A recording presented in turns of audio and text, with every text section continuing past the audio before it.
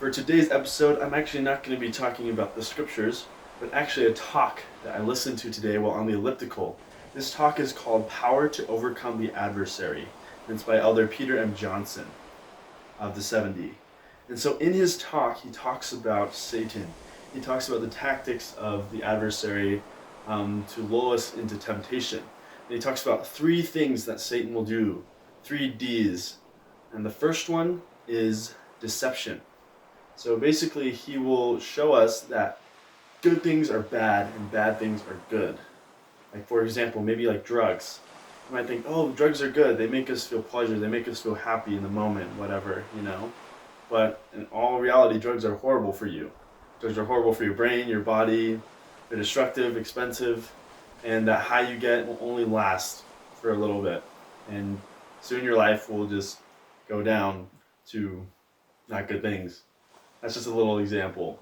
And so Satan will try to deceive us. He'll try to make us look at all these cool things, these really awesome things that are so hip with the world, what the world is doing to look cool and all that jazz. But it's totally wrong. The second one he talks about is distraction. Distraction, I'd say, is a more common one.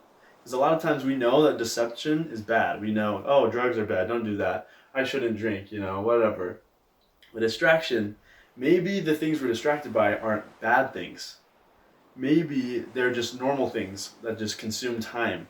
And the reason why Satan wants us to do these things is because he wants us to waste our time. He wants us to use the time we've been given on this earth to just do nothing. Maybe we can watch a movie. Maybe the movie's even kind of wholesome. It's a Disney movie or whatever. But, maybe we could be serving someone. Maybe we could be reading our scriptures. So maybe we play video games too much. Maybe in the video game there's not a crazy amount of bad messages. Maybe it's not super violent. But, I could go out for a walk and enjoy nature. I could talk to a friend who needs my help. So I think distraction is one of those bigger things that totally stops our progression. And the third thing he says is discouragement. And this kind of goes along with that distraction thing because Satan doesn't want us to do good things. I believe that discouragement comes from us feeling down on ourselves. He feels like if we're trapped in one of those other things, if we're trapped in deception, like we have a drug addiction that we can't get out, and that just forces us to stay in that position. Or if we have a problem with distraction, that discouragement will help us, or not help us, but it'll keep us distracted. We're like, oh man, I'm so addicted to video games or whatever, or this or that, or food or whatever. And discouragement is like, oh, I can't get out of it. I'll just keep doing this. Like, even if I try going outside, like, nothing will happen. And so I think all three of these things together, discouragement, deception, and distraction, all three of them, just total horrible evil combo that Satan is trying to use to destroy us. But someone else we need to keep in mind is Jesus Christ. Here's my scripture of the day. John chapter 14, verse 27.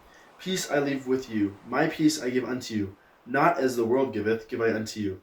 Let not your heart be troubled, neither let it be afraid. The reason I love this scripture is because God and Jesus Christ give us peace. Not as the world giveth, give I unto you. He gives us that true lasting peace, that true happiness. Maybe like drugs and video games and food and all that junk and distractions, they all give us a tiny bit of happiness, a little bit of pleasure in the moment type of stuff.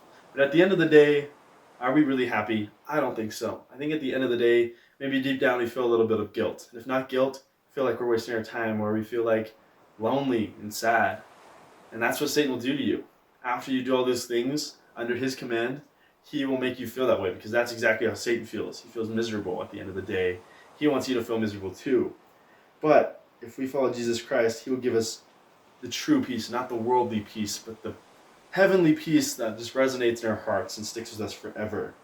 And so I say, just as Jesus says, let not your heart be troubled, neither let it be afraid. Don't be afraid to do what is right. Remember the 3 Ds of destruction and do everything you can to get out of those traps.